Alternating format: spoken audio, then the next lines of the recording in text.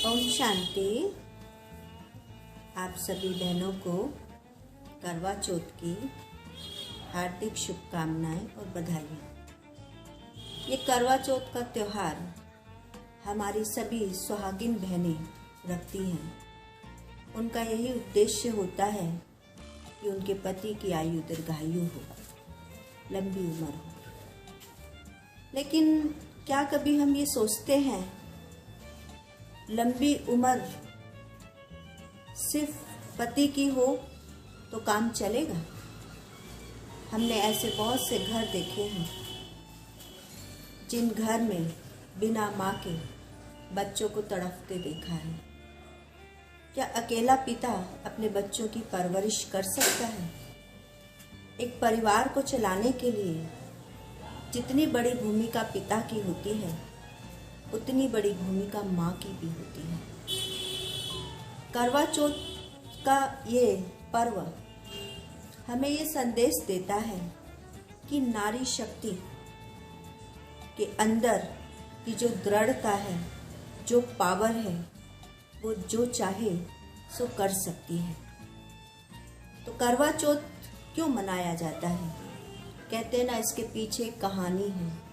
सभी बहनें कहानी सुनती हैं। कहानी सुनने के बाद चंद्रमा का दीदार करती हैं, उसको अर्घ देती हैं, दीपक दिखाती हैं।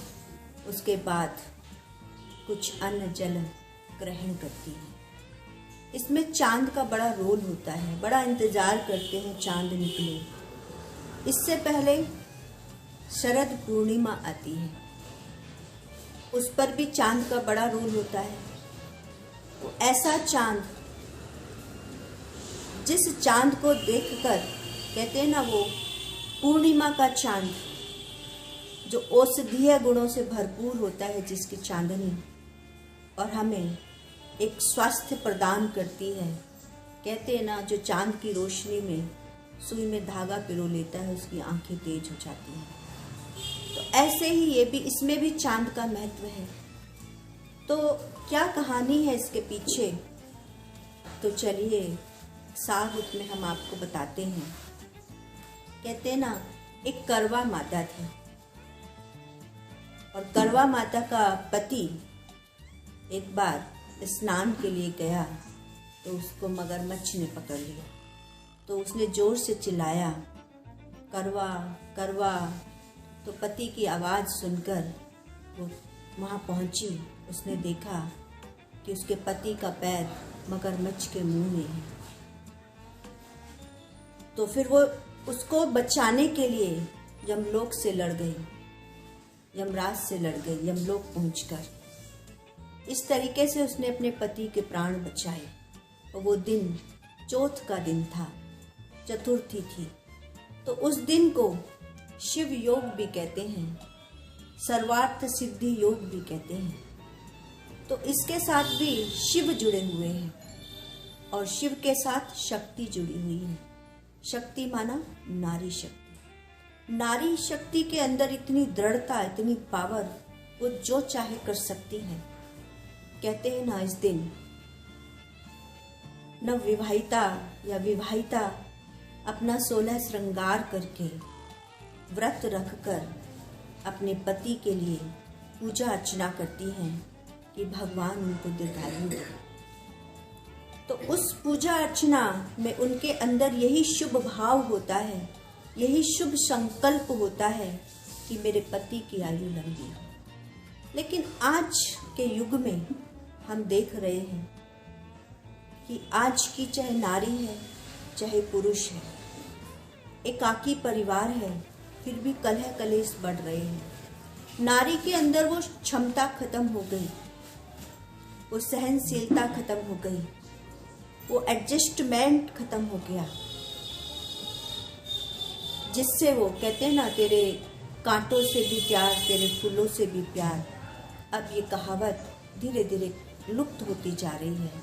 उसकी वजह क्या है कि हमारे अंदर जो पावर होनी चाहिए वो खत्म होकर बॉडी कॉन्शियस की पावर आ गई है, देह अभिमान की पावर आ गई है। देह अभिमान की वजह से हमारे अंदर ईगो टकराता है और ईगो की वजह से हमारे घर परिवार में टकराव होता है, और घर परिवार का टकराव हमेशा मतभेद पैदा करता है। आज छोटी छोटी चीज़ों के पीछे लड़ते देखा है, तलाक होते हुए देखा है, दूरियां बढ़ते हुए देखा है। दूसरी तरफ सीता, कहते हैं ना, जब वो यमुना पार कर रहे थे तो उनके पास देने के लिए किराया नहीं था, लेकिन मल्लाह ने किराया मांगा तो सीता मैया ने अपने सगाई की अंगूठी जो श्री राम की दी हुई थी वो केवट को दे दी। तो त्याग था, समर्पणता थी, असली प्रेम था। वो अपने पति को आंख नीचे करते हुए नहीं देखना चाहती थी। वो भी भारतीय नारी थी और आज भी भारतीय नारी है। आज भारतीय नारी अपने साजो श्रृंगार पर तो बहुत ध्यान देती है कि हाँ, आज कंपटीशन हो गया है सजने संवरने का। जितना हम बाहर से कंपटीशन करते हैं, क्या हम अंदर से उतने गुणवान हैं? अंदर से हमारे उतने अंदर शुभ भावना है? क्या हमारी दृष्टि पवित्र है? क्या हमारा चरित्र चरित्रवान है? यदि जिस नारी का चरित्र चरित्रवान होता है तो ये सत्य है कि वो यमराज से भी लड़कर अपने पति के प्राणों की रक्षा कर सकती है। तो इस पे कहानी जो दूसरी सुनते हैं माताएं बहनें हमारी, कि 6 भाइयों की एक बहन, और भाइयों ने प्रेमवश उसको छल से भोजन करा दिया, दीपक दिखाकर छलनी में रखकर कि चांद निकल आया है और तुम भोजन कर लो। और उसने भोजन कर लिया। कहते पहला निवाला खाया, छींक आ गई, दूसरा निवाला खाया, बाल आ गया, तीसरा निवाला खाया तो पति की मृत्यु का समाचार आ गया। तो उसको इतना दुख हुआ कि वो 1 साल तक अपने पति को लेकर बैठी रही। उस पे जो घास उगती थी उठा उठा के तरफ कर देती थी। और 1 साल बाद फिर जब करवा चौथ आया, उसने पुनः विधि विधान से व्रत किया और पुनः अपने पति के प्राणों की रक्षा की। तो इससे हमें यही बात समझ में आती है कि छल, मोह, कहते ना, सीता भी छली गई थी सोने के हिरण से, उसको भी छल लिया गया, वो बातों में आ गई। तो हमारे अंदर इतनी परख शक्ति होनी चाहिए, इतनी निर्णय शक्ति होनी चाहिए, कोई हमें छलना चाहे तो हमें छल ना पाए। जब तक हम बात की सत्यता पर ना पहुंचे, हम इतने कमजोर नहीं कि दूसरों की बातों में आकर हम वैसा ही करने लग जाएं। एक मोहवश, मोह एक विकार है और विकार हमेशा गिराता है और प्रेम हमेशा चढ़ाता है। यदि वास्तव में असली प्रेम होता तो भाइयों को पता होता कि उनकी बहन पे क्या बीतेगी यदि उसके पति को कुछ हो गया। लेकिन मोह, और बहन का भी मोह, क्यों? वो अपने भाइयों के छल में आ गई।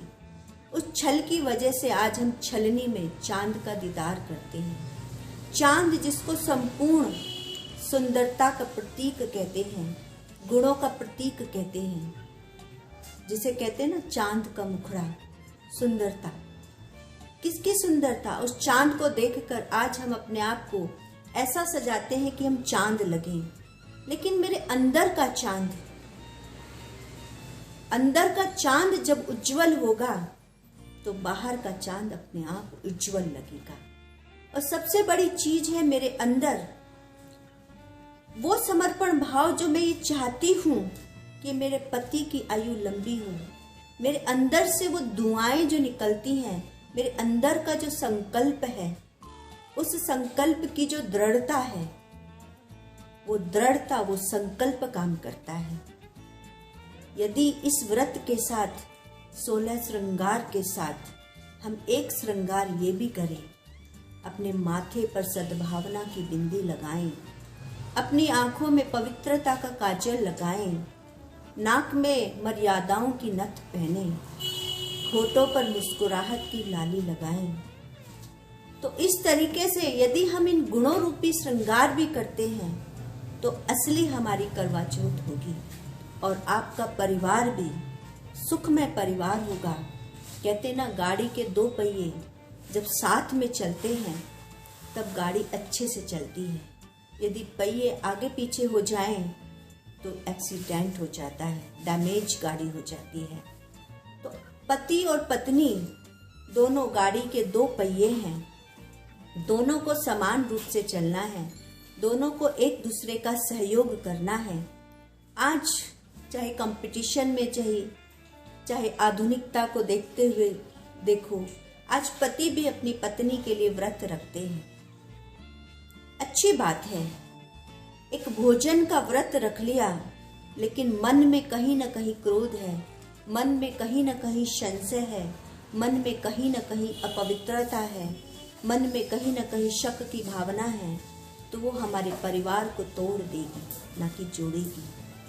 तो इस भोजन के व्रत के साथ साथ आप अपने अंदर के कुछ जो आपके अंदर अवगुण हैं, जो आपके सुखमय जीवन में बाधा डालते हैं, उनका भी व्रत कीजिए।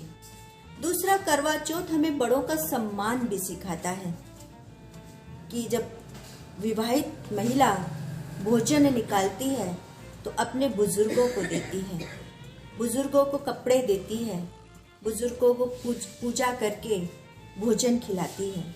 तो इसका ये भी उद्देश्य है कि पति पत्नी ही नहीं, हमें अपने बड़ों का भी सम्मान करना है।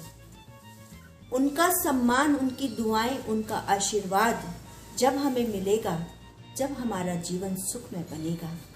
तो ये बहुत सारा संदेश हमें देता है। लेकिन आज जो हम देखते हैं कि सिर्फ बहुत उमंग रहता है, बहुत सजने संवरने का, बहुत कंपटीशन है, क्या कपड़े पहनने हैं, कैसे सजना है, कैसे सुंदर दिखना है। लेकिन बहुत सुंदर दिखिए आप, बहुत अच्छे से संवरिए, बहुत अच्छे से आप तैयार हुए, बहुत एक दिखिए, लाखों में एक हैं आप। लेकिन यदि जितनी आप बाहर से सुंदर दिखें, उतनी ही सुंदरता आप अपने अंदर ग्रहण कर लेंगी तो सोने पे सुहागा हो जाएगा और आपका व्रत वास्तव में कामयाब हो जाएगा। तो बहनों, मेरी आपसे यही शुभकामना है, आप असली व्रत कीजिए, सच्चा व्रत कीजिए, अपने परिवार को सुखमय बनाइए, अपने पति को और स्वयं को सुरक्षित रखिए। पति के साथ साथ स्वयं की भी स्वस्थता का ध्यान रखिए, स्वस्थ रहिए। आप स्वस्थ होंगी, आपका परिवार स्वस्थ होगा, आपके पति स्वस्थ होंगे, आपका परिवार खुशहाल होगा। तो खुशियाँ केवल एक से नहीं आती है। जब हमारा पूरा परिवार सुखी होता है, पूरा परिवार खुशहाल होता है, पूरा परिवार अच्छा होता है, तब असली जीवन में खुशियाँ होती हैं। तो उन खुशियों को लाने के लिए, और वो खुशियाँ मेरे जीवन में परमानेंट रहें, उसके लिए आप बाहर के साथ साथ अंदर का श्रृंगार भी कीजिए, एक दूसरे का सहयोग कीजिए, अपने अंदर थोड़ी सहन शक्ति लाइए, थोड़ा सहयोग करने की शक्ति लाइए, अपने अंदर शुभ भावनाएं, शुभकामनाओं का स्टॉक जमा कीजिए। ऐसे ही आपका परिवार आगे बढ़ता रहेगा और आपके जीवन की गाड़ी पटरी पर अच्छे से दौड़ेगी, निरंतर दौड़ेगी और बहुत तेज गति से दौड़ेगी। धन्यवाद। ओम शांति। आपका दिन शुभ हो।